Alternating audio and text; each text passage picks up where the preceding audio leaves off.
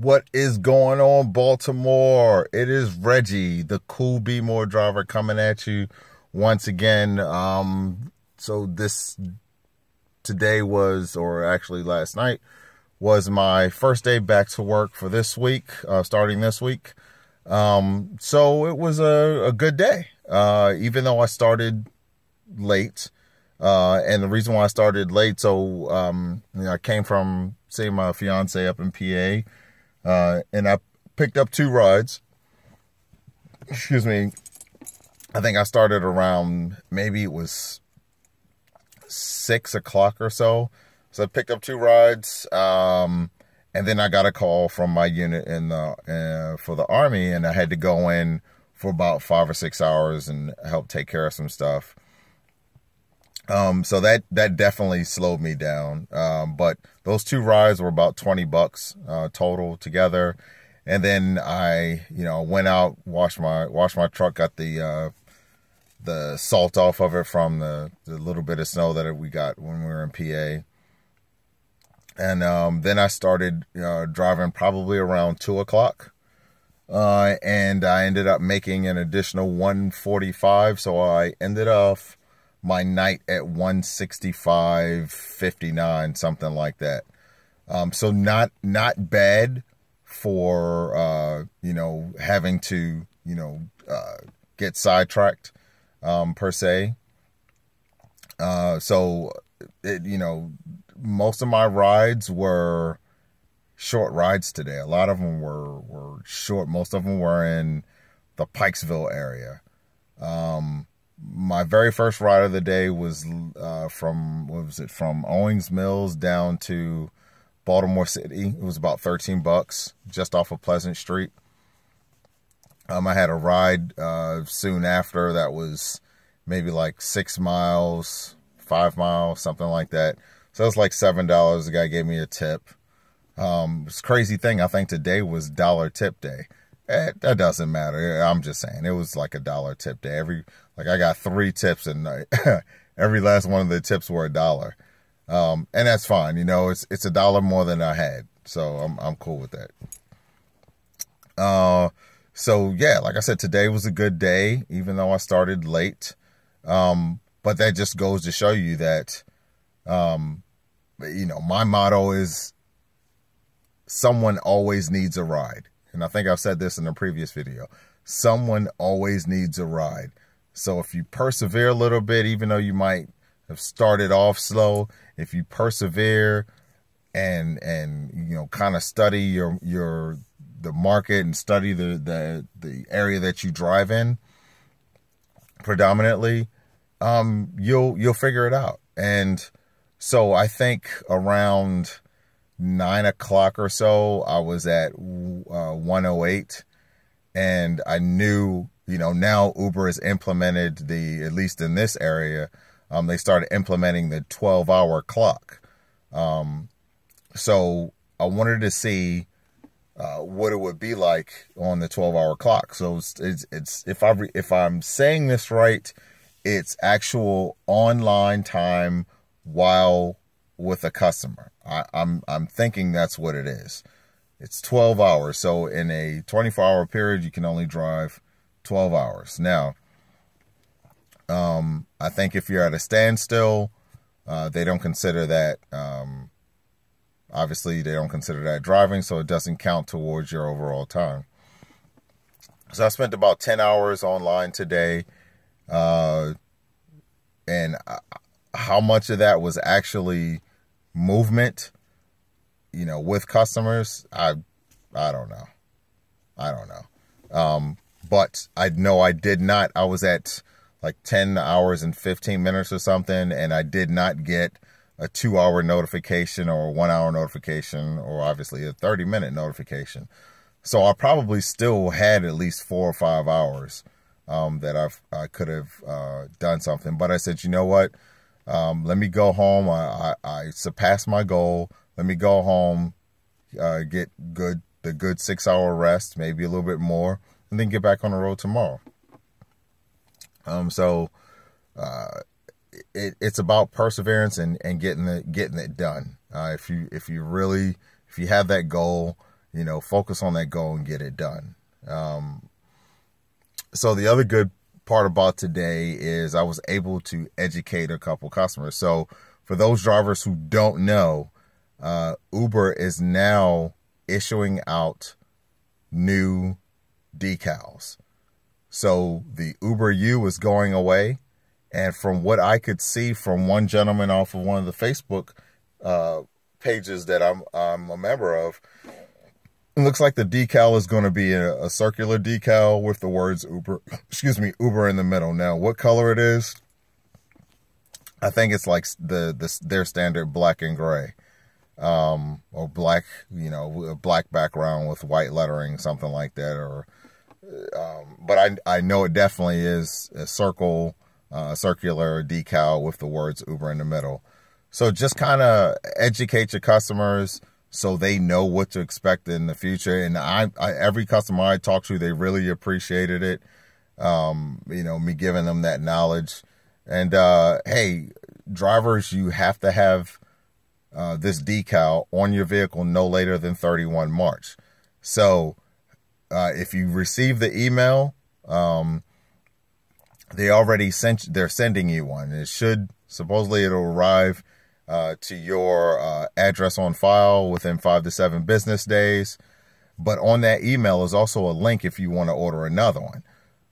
So I like to keep a decal on my front window and on my back window.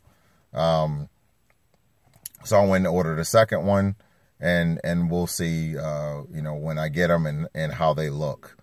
But yeah, definitely, educate your customers on it. This is not only for their safety, this is also for ours as well.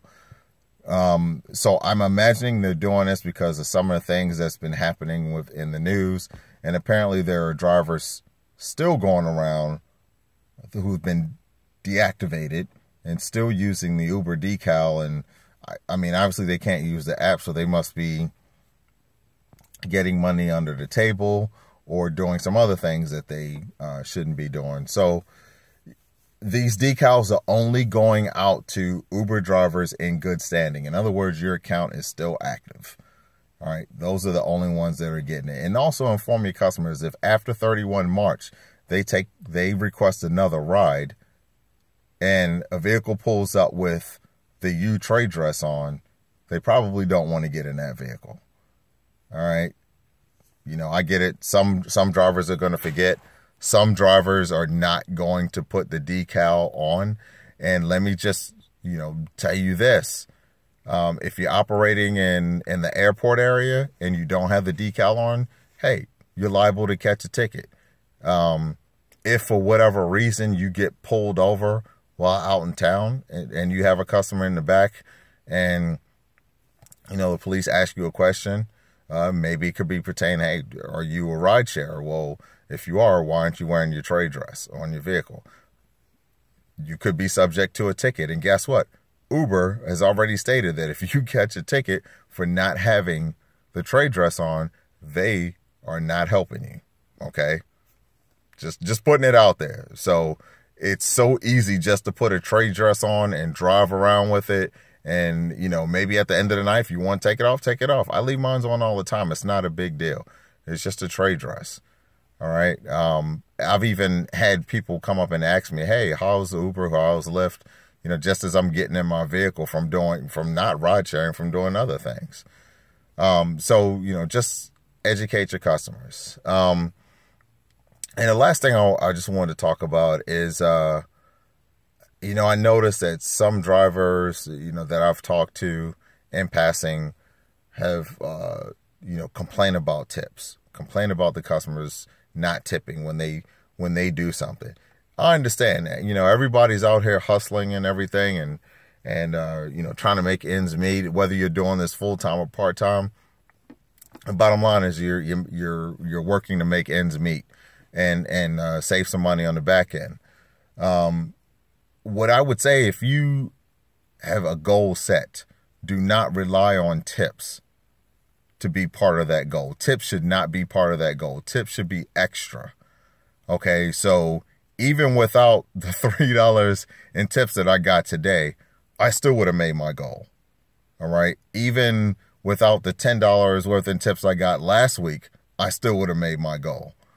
So do not rely on tips to be part of your goal making process, because not everybody tips. If that was the case, hey, if you got 20 rides in a day and everybody tipped you at least, let's just say a minimum of $1, and guess what? Hey, you got $21 or $20 in tips. So don't rely on your tips to be part of your overall daily goal. All right, that should be extra.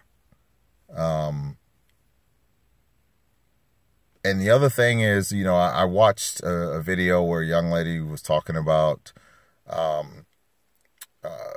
people getting in her vehicle and making what she deemed to be unnecessary requests, especially when the customer had an attitude, according to her, when she got in the video.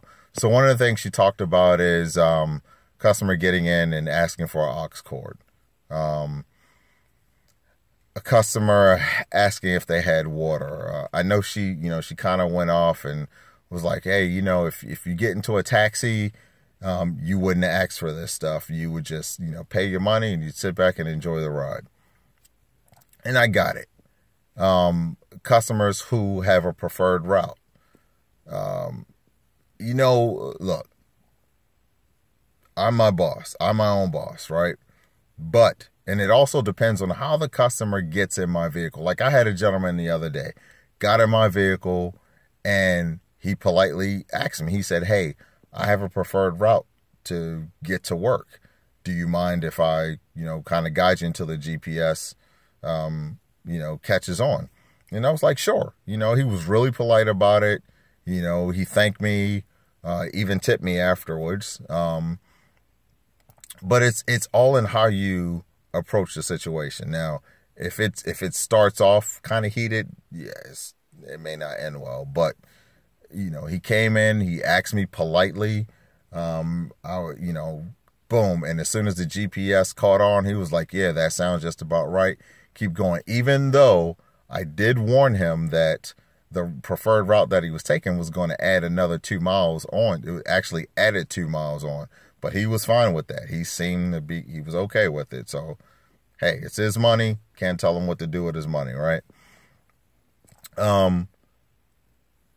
Another thing is, I have signs in my truck that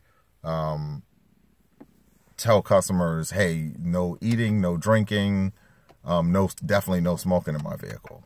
All right, smoking, whether you ask or not, is just hands down not going to happen.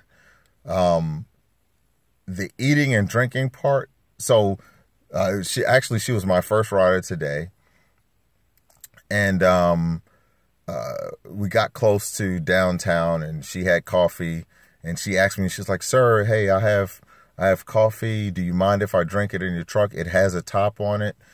And, it was so nice and so refreshing for somebody to actually ask me, can they do something in my vehicle? So naturally, she was very polite. She had a top on her coffee mug. And I was like, yeah, go for it. It's cool. I appreciate you asking me. So getting back to that young lady's video, this is just my opinion. Respect goes both ways. If you enter my vehicle with an attitude, you will have a smooth and pleasant ride on that end, but you probably won't get the same level of customer service. And it may not sound fair, but you may not get the same level of customer service as somebody who comes in and has a much better attitude. Especially if you slam my truck door, or you come in, with that demanding attitude. This just doesn't work with me. I'm a first sergeant in the United States Army, and even some of the officers that I work with, a lot of the officers that I work with aren't demanding. They ask tactfully, and we get the mission done. That's how that works. Respect goes both ways. So if you come at me in a good way, like a man or a woman, we're good. But if you come at me sideways, I'm going to come at you sideways, top, bottom, left, and right. It's just how I roll. I always drive with that I wish a bleep, bleep, bleep wood face on. So, but I'm a friendly guy. I really am. You just come at your drivers, come at your passengers, with respect, and it'll all work out. I haven't had an issue in the, short of somebody getting sick in my truck. But other than that, I haven't had an issue. And there was one young lady that slammed my car door, and I got out and I told her about herself. And she came back and she apologized. She had a bad night. But I went drill sergeant on her and let her know what was the deal. So, just to recap, hey, it was a great night. Persevere, just because it may be slow, at a certain time of day, if you have your goal, don't give up on making that goal. All right. Like I said, I have two goals. I have a minimum, and then I have a one that I would prefer to have, which is, about 15 bucks, 20 bucks higher than or 15 bucks higher than my minimum or my maximum. I'm sorry, I'm a little tired. So yes, 15 bucks higher than my minimum. So I have 130 maximum. My 135 is my minimum, and 150 is what I prefer to have. But again, between the two, I can live with it. So don't give up on, if the day's kind of slow, maybe take a break and then go back out later. And see how it rolls up for you. I mean, it's happened to me a few times. Normally the morning is pretty popping, especially, people going to work. And then, a couple of days ago, it was just dead. But I didn't give up. I kept, driving. I moved to other hot spots that I know of. And I persevered, just like today, even though I had the distraction. Per se, I had to go in and do some stuff with the Army. I still came out, and I still, at a minimum, I was going to make that 135. And then, once my last 3 out of 4 rides were $20 and above. One of the rides was an airport ride. I went to grab a guy from the Amtrak station, and he canceled. And I got the cancellation fee. That's what put me at the 130 range. And then, I had 2 airport rides. I'm sorry, I had the one long airport ride down to D.C. So, that put me at the 165 that I needed to be, that I wanted to be at, past the 150. So, again, great night. So, I hope that everybody was safe today and was just as fruitful as I was today, and hopefully it didn't take you 10 hours. And if it did, hey, you know what? It is what it is. Some days will be longer, some days will be shorter. But here's the other kicker. So in a couple of my videos, I talked about Get Cargo. Well, let me tell you something. I am about to have a deposit of $145 just by giving away free stuff. That's like a day's driving right there, just by giving away some free stuff. So there's an extra day off that I could potentially take if I wanted to, just by giving away free stuff. So if you're interested in it, again, I'm going to post it at the bottom in the description area of this video. So, hey, it is 2/22. That was my recap of 31 January. Today starts a brand new month. So, CoolB'more driver, I am out of here. Y'all have a good night.